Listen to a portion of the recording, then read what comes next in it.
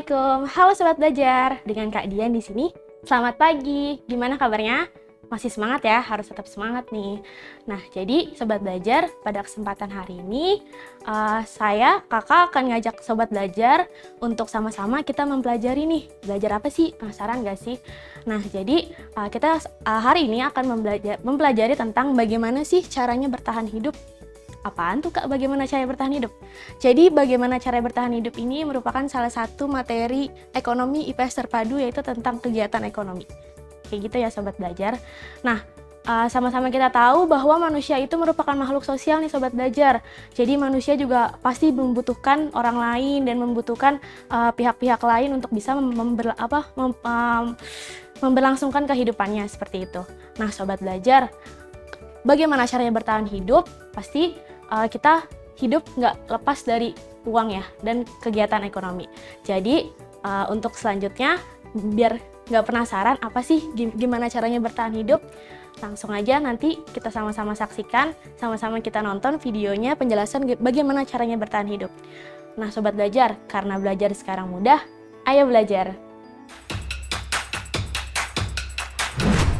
Jangan lupa belajar, karena sekarang belajar itu mudah. Ayo belajar!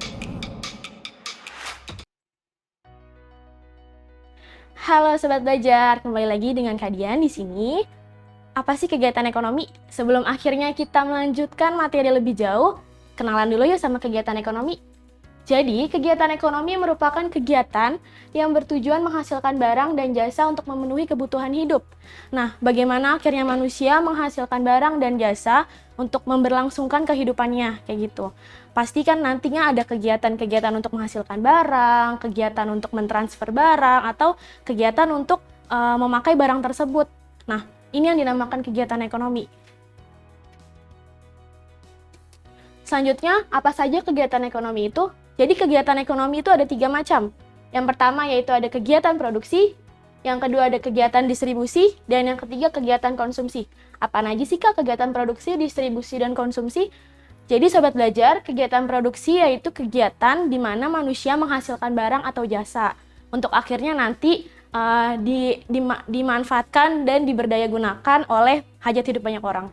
Kemudian kegiatan distribusi itu yaitu kegiatan penyaluran barang dan jasa yang sudah diproduksi untuk akhirnya diberikan kepada konsumen. Nah, kegiatan distribusi ini, orang yang melakukan kegiatan distribusi ini disebutnya distributor. Untuk kegiatan produksi, orang yang melakukan kegiatan produksi disebut produsen. Nah, selanjutnya yaitu ada kegiatan konsumsi. Ini kegiatan yang terakhir, yaitu kegiatan di mana manusia memakai barang dan jasa yang sudah dihasilkan oleh si produsen tersebut dan sudah diedarkan oleh distributor. Kemudian orang yang melakukan kegiatan konsumsi disebut konsumen. Nah, selanjutnya mengenal kegiatan produksi.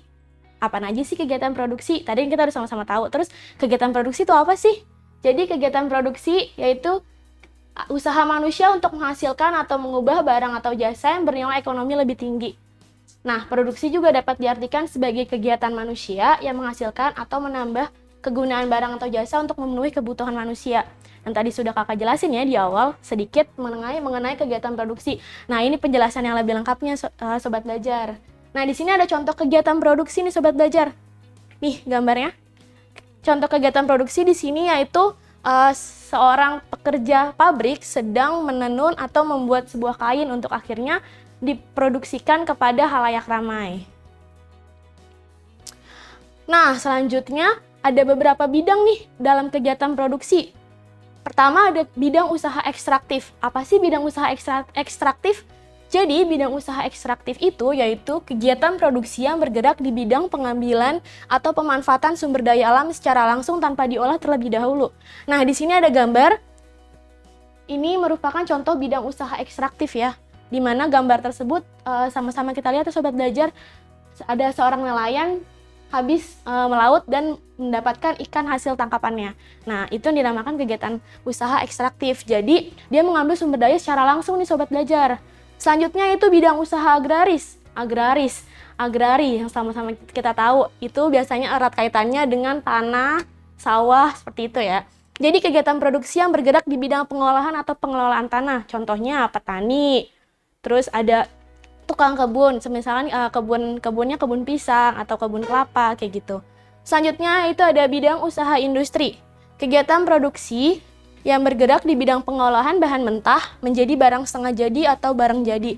Nah, biasanya bidang usaha industri itu erat kaitannya atau nggak asing kita bisa biasanya nyebut dengan sebutan pabrik kayak gitu. Jadi pabrik itu erat kaitannya dengan kegiatan-kegiatan industri nih. Biasanya dia bahan mentah kemudian diolah menjadi bahan setengah jadi. Kayak gitu sobat belajar. Nah, selanjutnya yaitu ada bidang usaha perdagangan. Ini udah umum banget ya, sama-sama kita sering banget dengar perdagangan, yaitu kegiatan produksi yang bersifat menambah nilai guna barang dengan cara menjual barang dari produsen ke konsumen. Jadi kayak kita jual-jual barang aja gitu, misalkan jual baju, jual sepatu, kayak gitu. Dan itu termasuk ke bidang usaha perdagangan. Selanjutnya itu bidang usaha jasa. Kegiatan produksi yang bergerak di bidang jasa dan pelayanan, contohnya salon, bengkel, dan lain-lain gitu. Jadi bidang usaha jasa ini yang ditawarkan oleh produsen ke konsumen yaitu sebuah jasa, bukan barang. Nah, selanjutnya sobat belajar, di sini ada faktor-faktor kegiatan produksi. Pertama, ada faktor produksi alam. Apa sih faktor produksi alam? Faktor produksi yang disediakan oleh alam sebagai bahan mentah atau bahan baku produksi. Misalkan kita ingin membuat sebuah restoran gitu ya, restoran masakan Padang. Nah, pasti kan dia butuh bumbu-bumbu. Nah, bumbu-bumbunya ini didapat dari alam. Nah, misalkan kayak kita butuh kelapa untuk akhirnya membuat rendang kayak gitu. Butuh santan. Nah, kelapanya itu masuk ke faktor produksi alam gitu. Jadi yang disediakan oleh alam sebagai bahan mentah atau bahan produksi gitu. Selanjutnya, faktor produksi tenaga kerja. Jadi, pada faktor produksi tenaga kerja di sini ada 3, dibagi lagi tenaga kerjanya. Pertama, tenaga kerja terdidik. Yang kedua, tenaga kerja terlatih. Dan yang ketiga, tenaga kerja tidak terdidik dan tidak terlatih. Nah, di sini ada gambar, sobat belajar. Ini merupakan contoh dari tenaga kerja terdidik, yaitu dokter. Contoh lain, misalkan guru, kayak gitu. Itu termasuk tenaga kerja terdidik. Nah, kalau contoh dari tenaga kerja terlatih itu apa sih, Kak? Biasanya tenaga kerja terlatih itu tidak perlu pendidikan khusus, tapi dia butuh sebuah pelatihan khusus kayak gitu. Nah, kalau tenaga kerja tidak terdidik dan tidak terlatih itu, dia nggak perlu pendidikan khusus dan tidak perlu pelatihan khusus. Biasanya itu contohnya kuli atau misalkan tukang parkir, seperti itu. Selanjutnya ada faktor produksi modal. Segala hasil produksi yang dibuat manusia dengan tujuan untuk menghasilkan barang-barang atau jasa-jasa lain. Nah, biasanya kalau kita mau mulai suatu produksi, kita butuh modal kan, gitu. Modalnya bisa macam-macam. Nah, di sini ada gambar, sobat belajar, ini contoh faktor produksi modal. Gedung, gitu. Bisa juga tanah, dan lain-lain gitu. Jadi yang akhirnya menjadi modal untuk kegiatan produksi itu berjalan, gitu sobat belajar.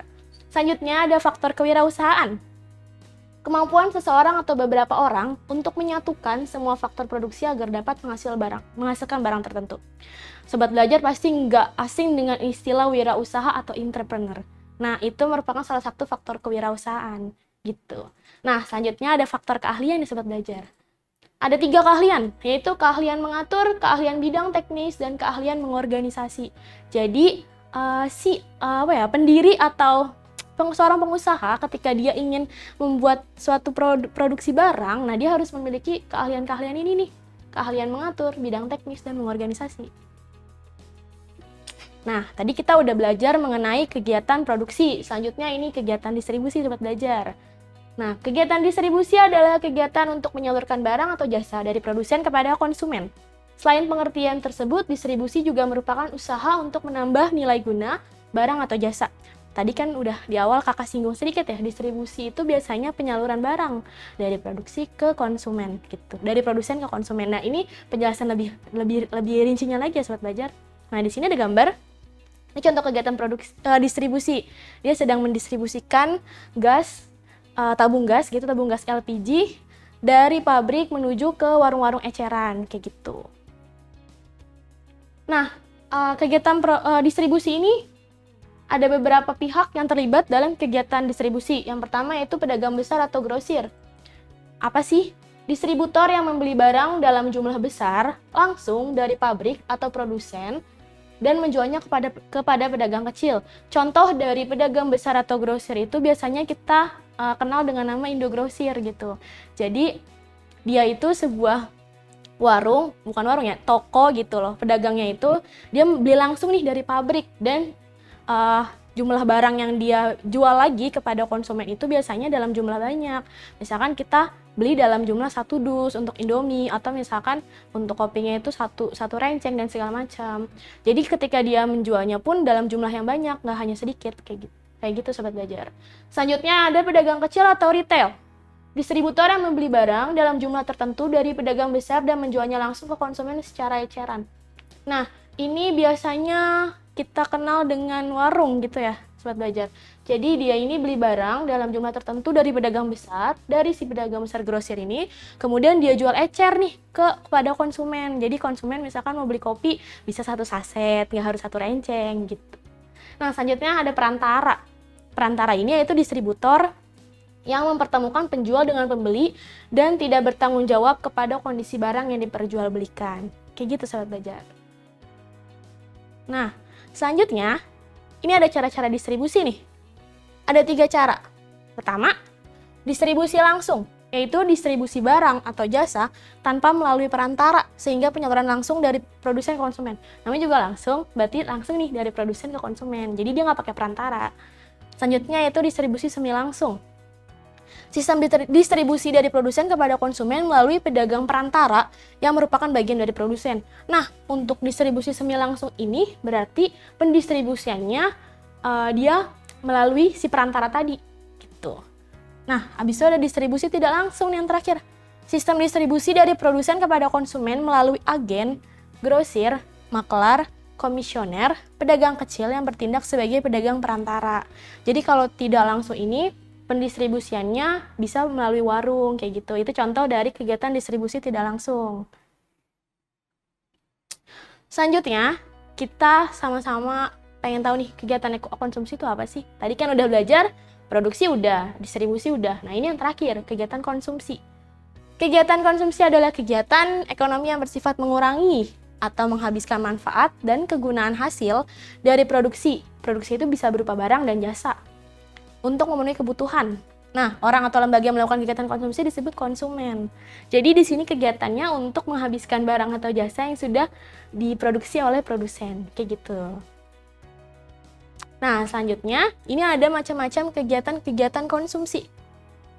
Jadi kegiatan konsumsi ini itu ada 3 lapisan atau ada 3 lingkup ya. Pertama, kegiatan konsumsi rumah tangga. Nah, ini kegiatan konsumsi yang biasanya sehari-hari kita lakukan nih di rumah. Misalkan beli sayur, terus beli-beli bahan kebutuhan pokok, kayak gitu. Itu masuk ke kegiatan konsumsi rumah tangga. Selanjutnya, kegiatan konsumsi perusahaan. Perusahaan dalam hal ini bukan hanya melakukan kegiatan produksi, tetapi juga melakukan kegiatan konsumsi ditujukan untuk menghasilkan barang atau jasa. Misalkan perusahaan itu ingin menghasilkan sebuah sepatu kayak gitu. Nah, pasti dia butuh bahan-bahan mentah untuk memproduksi sepatunya. Ketika dia membeli bahan-bahan mentah tersebut, nah akhirnya kegiatan tersebut termasuk ke kegiatan konsumsi perusahaan. Nah, yang terakhir, kegiatan konsumsi negara. Negara juga punya kegiatan konsumsi loh. Nah, biasanya dikenal dengan istilah APBN atau Anggaran Pengeluaran Belanja Negara, kayak gitu. Nah, konsumsi negara bertujuan untuk memenuhi atau melayani kebutuhan masyarakat. Biaya yang digunakan untuk konsumsi negara berasal dari masyarakat. Nah, biaya ini kita kenal dengan istilah pajak, karena masyarakat kan dituntut untuk bayar pajak ya. Itu merupakan suatu kewajiban sebagai warga negara Indonesia. Nah, akhirnya pajak tersebut nantinya akan menjadi biaya yang akan dikeluarkan oleh negara untuk kegiatan konsumsinya gitu. Jadi biaya itu didapatkan langsung dari masyarakat sendiri. Negara setiap akhir tahun membuat rancangan anggaran dan belanja negara. Nah, ini yang tadi Kakak sebut APBN, dan biasanya sebelum adanya APBN ada rancangannya terlebih dahulu, yaitu RAPBN, seperti itu. Nah, oke, kita langsung ke latihan soal nih Sobat Belajar. Di sini ada soal, petani yang mengelola tanah untuk dijadikan sawah atau kebun merupakan contoh dari bidang usaha. A. Bidang usaha jasa. B. Bidang usaha perdagangan. C. Bidang usaha industri. D. Bidang usaha agraris. Dan yang E. Bidang usaha ekstraktif. Jawabannya D. Bidang usaha agraris. Jadi di sini kata kuncinya yaitu mengolah tanah untuk dijadikan sawah atau kebun. Nah, gitu ya sobat belajar ya. Itu merupakan kata kunci. Karena agraris biasanya erat kaitannya dengan tanah, dengan sawah, dengan kebun, kayak gitu. Next. Nah, tuh ya, bidang usaha agraris adalah kegiatan produksi yang bergerak di bidang pengolahan atau pengelolaan tanah.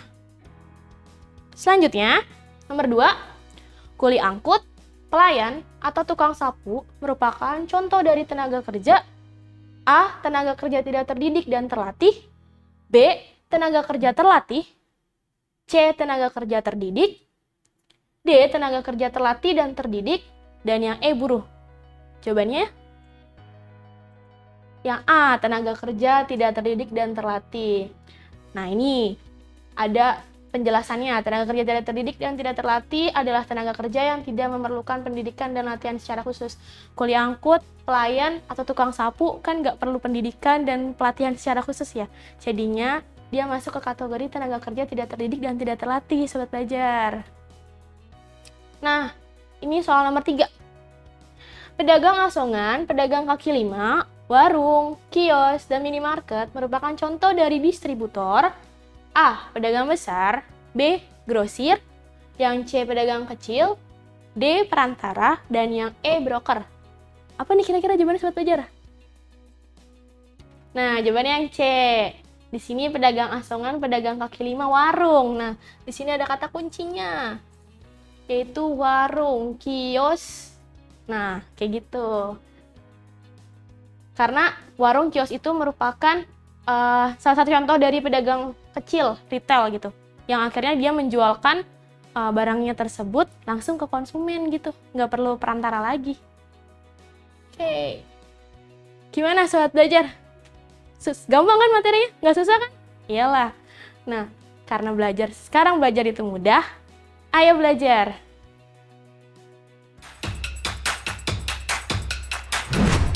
Jangan lupa belajar, karena sekarang belajar itu mudah. Ayo belajar!